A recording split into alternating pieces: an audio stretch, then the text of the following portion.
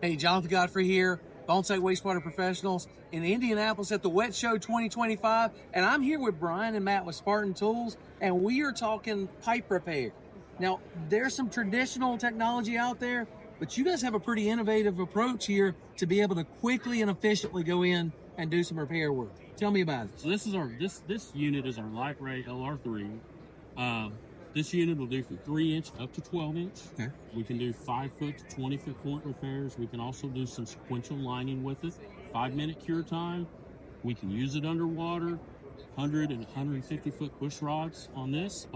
We also have a 2 and a 3-inch system as well. Wow. Matt, you told me that 5 minutes sounds like I got a lot of pressure on me, because traditionally with repair jobs like this, the clock is ticking and I've got pressure to do what I'm going to do, but it's 5 minutes, but So conventional pipe patching, nothing wrong with that. It adds a lot of pressure to the job situation. You mix A and B together, you're on the clock. And the old saying, pressure busts a pipe, I promise it does. So with this, that takes all of that away. We can go in and do a lot of things. We can actually inflate that bladder if we're in turns and bends or a little challenging situation. We can inflate it.